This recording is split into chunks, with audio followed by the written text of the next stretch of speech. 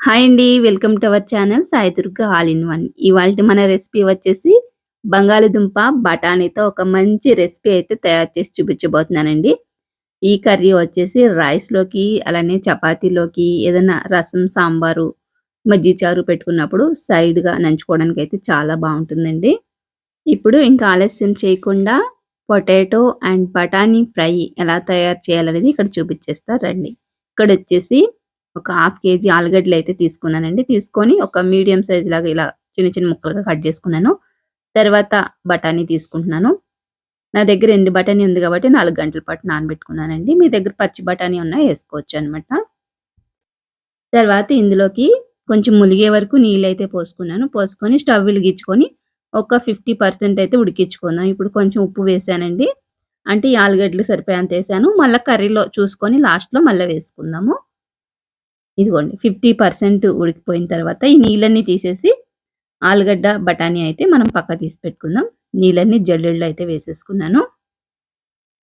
మీకెప్పుడన్నా హడావిడి ఉన్నప్పుడు తొందరగా అయిపోవాలంటే కొంచెం బాయిల్ చేసి వండుకోండి. తొందరగా అయిపోతాయి కర్రీస్ అన్నీ కూడా. ఇప్పుడు స్టవ్ వెలిగించుకొని పాన్ పెట్టుకొని దాంట్లోకి ఫ్రైకి సరిపడగా ఆయిల్ అయితే వేసుకున్నానండి. తర్వాత ఒక స్పూన్ శనగపప్పు, ఒక స్పూన్ మినపప్పు, తర్వాత వచ్చేసి హాఫ్ టీ స్పూన్ ఆవాలు, హాఫ్ టీ స్పూన్ జీలకర్ర వేసుకొని ఒకసారైతే కలుపుకున్నాను.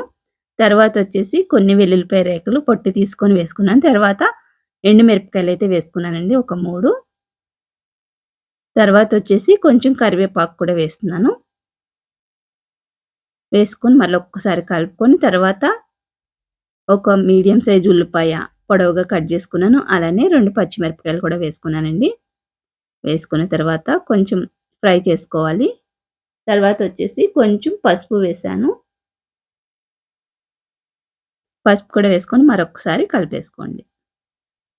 ఇక్కడ చూస్తున్నారు కదా! ఉల్లిపాయ ముక్క బాగా మగ్గిపోయింది. అలాగనే పప్పులు కూడా బాగా వేగినియి కదండీ! ఇప్పుడు మనం ఉడకబెట్టుకున్న బంగాళదుంపల్ని, అలానే బఠానీతో పాటయితే ఇందులో వేసేసాను. వేసేసిన తర్వాత మొత్తం అంతా కూడా కలుపుకోండి.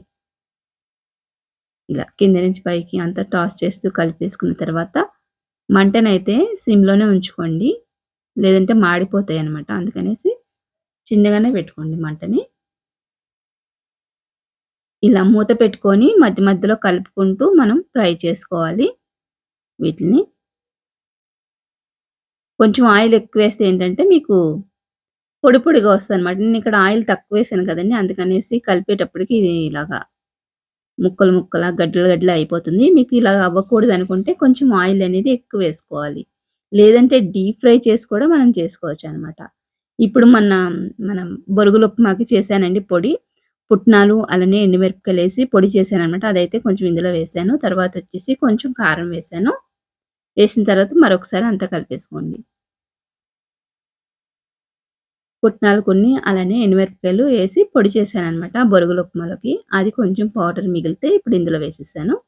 బావుంటది టేస్ట్ అయితే. లేదంటే పల్లీల పొడి కూడా వేసుకోవచ్చు. అది కూడా బావుంటుంది. ఇప్పుడు ఉప్పు తగ్గిందండి. అందుకని కొంచెం ఉప్పు అయితే వేసుకున్నాను.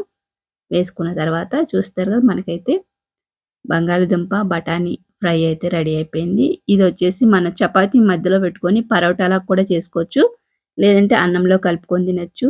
ఇక్కడొచ్చేసి ఫైనల్‌గా కొంచెం కొత్తిమీరేసానండి. ఈ కర్రీని ఎలాగైనా మనం యూజ్ చేసుకోవచ్చనమాట. బ్రెడ్‌లుంటే బ్రెడ్ పైన జామ్ గానీ ఏదైనా పోసేసి దానిపైన ఈ కర్రీని పెట్టేసి 2 సైడ్‌లు అటు ఇటు కాల్చుకున్నామంటే బటర్ ఏదన్నా ఏసి, అది కూడా ఒక వెరైటీ లాగుంటది. లేదంటే ఇలాగ పరోటాలాగా కూడా చేసుకోవచ్చనమాట ఈ కర్రీని పెట్టుకొని.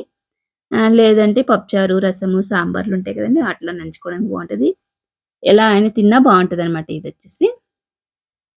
మీ దగ్గర దోసపిండుంటే, దోసపిండి మధ్యలో మనం ఇది పెట్టేసుకొని కూడా మనం మసాలా దోసలాగా కూడా వేసుకోవచ్చనమాట. అలా కూడా యూజ్ చేసుకోవచ్చు. చూస్తున్నారు కదా ఫ్రెండ్స్! చాలా టేస్టీగా ఉంటది.